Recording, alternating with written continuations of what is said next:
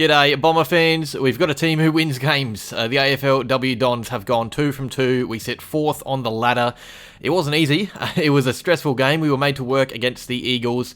I thought it'd be as comfortable as last week's game, but in reality, it was a tight tussle, one that we almost lost. It came down to one kick with 10 seconds left. It was a scrappy game, one that went to the wire, but we got the job done, thankfully. It isn't all good news. There's some injuries to come from it, so let's get into it. Here is the round 2 match review. Leave your votes in down below. Quarter by quarter recap. As I said, I thought this would be a comfortable win. I was expecting us to be the much better team, and the first couple of minutes did look like that. We had the footy in our 50. Bonnie Toogood kicked a goal in the first 90 seconds to give us the lead.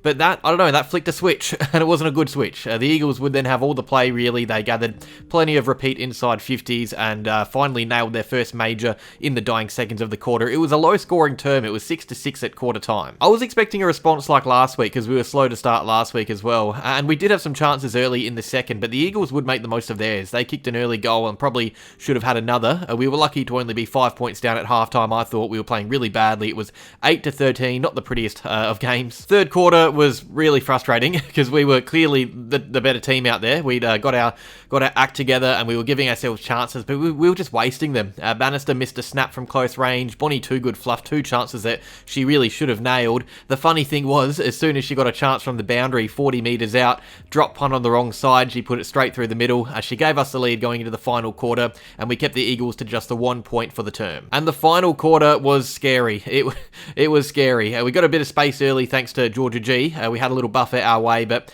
we just kept wasting chances again that we should have taken. The Eagles made the most of theirs. All of a sudden, we're 1 point down with about 5 minutes left, fighting for the win.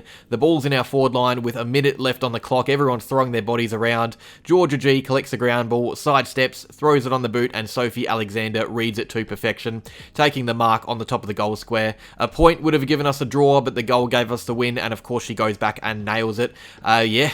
Really nervy win. We didn't play well at all, but we got the job done. Sophie Alexander was the hero in the end. So let's talk about this game of footy. Well, yeah, as I said, this was probably a game of footy that should have been a bit more comfortable than it was, and that happens. You know, there are always games where you don't quite win as comfortably as you thought you should have. And to be fair, early season form is always tough to judge in any competition. Like, you never really know how good each team is until round 4 or 5, until they play other teams even. The Eagles won last week against the lowly Swans, and after their season last year, you kind of look at them as a bottom 6 team. But I don't know, maybe they're better than we thought. Maybe, the fact that they were able to challenge us is either a sign that they've improved a lot since 2024, or maybe we had a really down day. And I think I'm probably leaning towards the latter a bit. I felt like we left a lot out there, not in terms of effort, but in terms of skill and polish. We looked really rushed and really frustrated at times with the way we were playing. Some of our stars at times were really faltering when it came to the final piece of the puzzle going inside 50. And whereas last week we were finding goals across the whole team, everyone was scoring, we were only really going through Bonnie Toogood yesterday. And to be fair, she was great. She had a really bad quarter where she didn't make the most of her chances, but aside from that, she was great.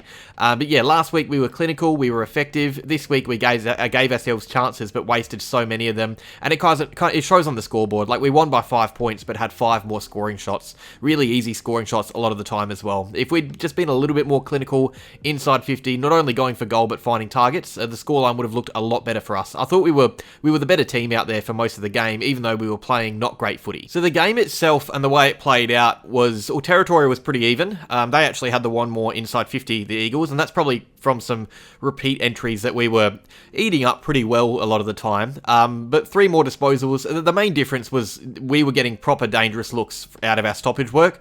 We had triple the amount of stoppage clearances as the Eagles, 27-9. It felt like we had extra numbers at stoppages, and I'm guessing the Eagles probably swung numbers back to defence to kind of chew up our entries, but that was giving us a lot of first usage. So the game was more comfortable for us when we had those repeat stoppages, and in the end, I think our goal to win might have come from a forward 50 stoppage play where we kind of just grinded out that hard contested footy until we got a mark inside 50. And I think, to the credit of West Coast, we were really slacking with our usage and not getting it going, but their pressure was really great, and it made it a really hot and heavy game. Like, they're a very young team, the Eagles, but they were putting us on the back foot with their pressure, forcing us into mistakes, and then doing well to possess the ball when they had their chance. They looked really comfortable in a lot of areas. We did not. You saw it on faces. There was frustration, as I said, a bit of relief at the end of the game, and I think that is the overriding feeling. Like, it's a bit of relief. You can never really complain with a win. I think if this AFL men's season is anything to go off, it shows you that wins are hard to come come by. So the Bombers to win pretty last week, play exciting footy, get lots of goals, get things going, look great,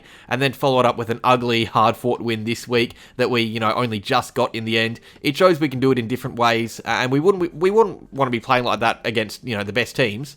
We've got some tough games coming up eventually against very good sides, and if we play like that, we probably lose. It's no bueno. But the fact we can get away with not being at our best is good. Good teams win even when they're bad. So to be 2-0 in the top 4, you got to be happy. But yeah, it's not all good news. Our backline may have suffered even more. We're already missing some big names in there. We don't know when Gay's coming back. But Sophie van der Heuvel, I'd say, is probably one of our most underrated and important players. She went down clutching her knee, the same knee that she's injured in the past. So that backline is severely undermanned now. We obviously wait on scans and everything to see what happens with her, but a short turnaround for that Richmond game on Friday in Darwin. I'd be very surprised to see her get up for that. So with that backline that's, already missing big and experienced names, there may be a few more weeks of, I guess, just wing it tough, because our transition footy is not going to be as strong as it was at times last year. And when you take out Maddie Gay, the best ball user at the club, and then van der Heuvel, you're relying on other players to move the footy out of the back half that, you shouldn't be relying on. So, yeah, I think it's going to be about that front half footy, winning it out of the centre with that strong midfield that we have, which works, I guess, you don't want to rely on that, but kind of using that zone as our weapon. That's how we won this game. We were, sturdy in defence, resilient, but struggled to move the ball with any authority. So, yeah, all the best to Sophie. Great player, really important player. We hope she's okay with that knee. An injury always dampens the vibe a bit.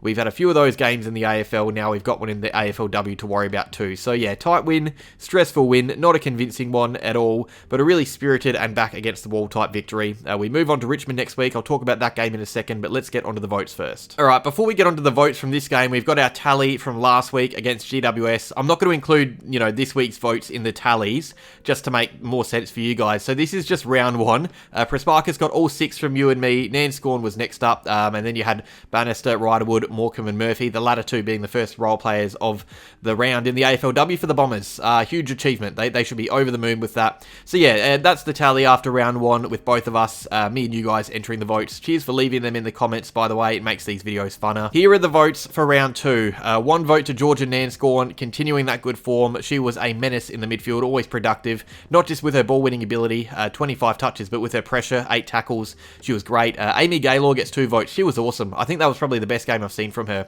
She's kind of like the Archie Roberts of the AFLW. She kind of came into the team last year as a youngster and already looks so classy with the footy and without it too. But 3 votes to Bonnie Toogood. She had a shocker of a quarter in that third, but her leadership to go back after some horror misses and drill it from the boundary, that's just leadership right there. She was involved in everything. 2 goals, 3 behinds, 7 score involvements. That is double the amount of anyone else on the field. She was unreal. We saw the worst and the best of Bonnie Toogood. What a star. And the role player, I could have gone with a few. In the end, I'm giving love to the match winner, Sophie Alexander. I think, we were struggling to kick goals all day. She has the biggest kick of the game. And yes, it's a regulation drop punt from 15 out, but, with the pressure on her shoulders, all she had to do was kick it, and she lived up to the moment, played her role, hit the scoreboard, and that is all we could ask for in that moment. She won us the game, and I think it's fair she gets a bit of love for it. But yeah, those are my votes. Leave yours in the comments below. So our next game, we travel up to Darwin for the annual Dreamtime match. We're going to be taking on the Tigers on Friday night. No AFL for the week, so this game is, you should all be watching this one. We're 4th, 2 wins, 0 losses. The Tigers are actually off to a bit of a shocker. They have lost both their opening games and will be trying to keep their season alive here. A loss could see them really slide further down the ladder and almost out of finals contention. They're currently 14th, one of 5 teams yet to win a game, so we'll have to hope that streak continues after Friday night. There's every chance we're 3-0, and this is a game we should be winning, I think. We've got a few injuries to our backline, but I think we've got enough talent on our team to be getting the job done. It's a very winnable game, one that we failed to get done last year. If you remember, this fixture actually ended as a draw. So we'll be looking to go one better on Friday night and get the job done. And yeah, if we do, finals is well and truly on the cards. Not many teams would be without a loss after round 3, and we have a real chance for it. So go out and get the job done. Do what the boys couldn't. But that is all. Cheers for watching, Bomber fans. Make sure you like, subscribe, leave your votes down in the comments below, and go Bombers.